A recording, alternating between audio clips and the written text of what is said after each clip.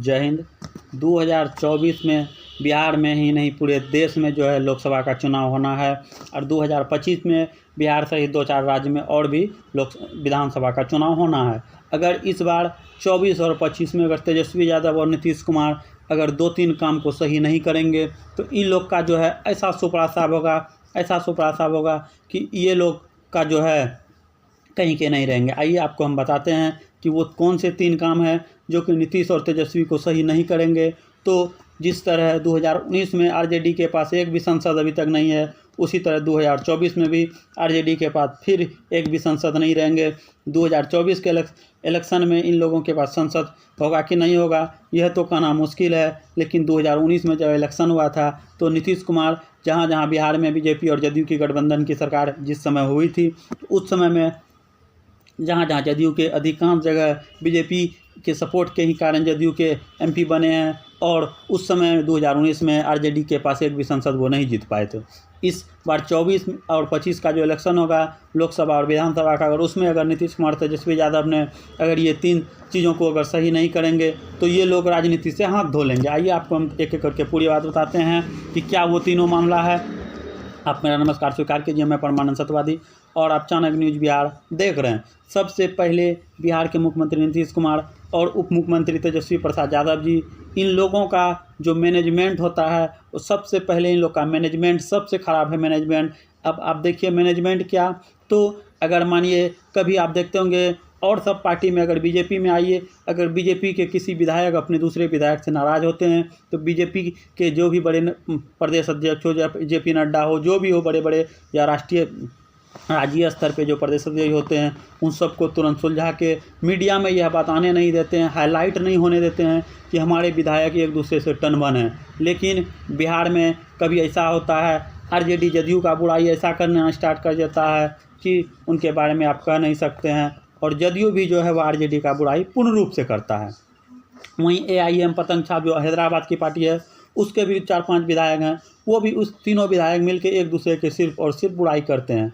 तो इन सब चीज़ों का मैनेजमेंट जो है बिहार में पूरा ख़राब है। आपको पता होगा पहले बिहार में जो है 60% आरक्षण था, लेकिन अब जो है वह आरक्षण और 15% बढ़ा के 75% कर दिया है। मंडल और कमंडल का वोट लेने के लिए बिहार में जो है इस तरीके का हथकंडा अपनाया जा रहा है ताकि मंडल और कमंडल का वोट इधर उधर ना जाए।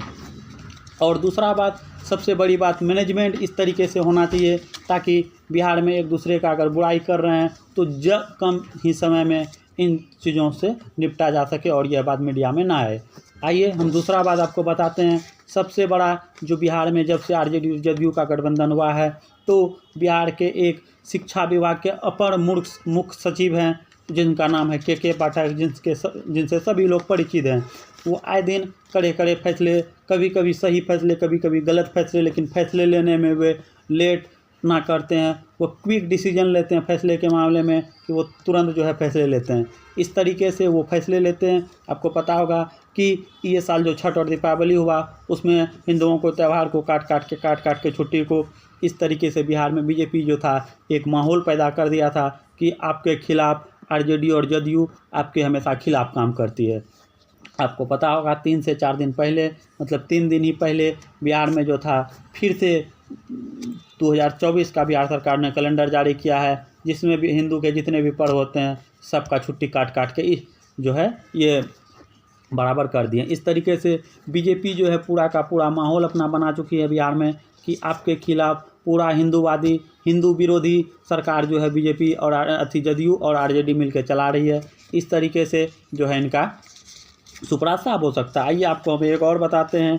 सबसे तीसरा और आखिरी है मीडिया का फेवर। आप सुनते होंगे बिहार में हो या पूरे देश में हो, बीजेपी को छोड़ के जितने भी पार्टी हैं सभी नेता मंच पर चढ़ के खूब ज़ोर से बोलते हैं कि बीजेपी वाले नरेंद्र मोदी जो है मीडिया को खरीद लिया है, मीडिया गोदी मीडिया हो गया है। इन सब बातों को लेकर पूरा चर्चा है। आप कभी गुजरात का भी बात उठता है, आप गए होंगे अगर आप गुजरात, पूरा हिंदुस्तान में बिहार में है 21% बेरोजगारी और गुजरात में है 3% बेरोजगारी। आखिर वहाँ क्या किया गया 10 साल में, वहाँ क्या किया गया जो कि आज पूरा दुनिया भर के लोग वहाँ काम करने आते हैं। आपको पता होगा कि दुनिया का 70% हीरा वह जो है गुजरात में ही पॉलिश होता है, लेकिन हमारे बिहार में दुनिया का 70 से 80% लोग जो है वो दूसरे राज्य में काम करने जाते हैं। इन सब चीज़ों को मीडिया का भी चर्चा बहुत रहता है बिहार में। बिहार सरकार कहती है कि नीतीश कुमार, आप देखे होंगे, कई तरीके से बोलते हैं कि मीडिया हमारे फेवर में नहीं बोलती है, तो बीजेपी बोलते हैं कि आप वैसा काम ही नहीं कर रहे हैं कि मीडिया आपके फेवर में बोले। तो इन तीनों चीज़ों को सही करना बहुत ज़रूरी है, नहीं तो 24 और 25 में बिहार में जदयू और आरजेडी का पूरे देश में जो सुपड़ा साफ हो जाएगा और ये कहीं के नहीं रहेंगे। बाकी आप बिहार सरकार के बारे में क्या सोचते हैं कमेंट करके ज़रूर बताइए। तब तक के लिए जय हिंद, जय भारत, वंदे मातरम।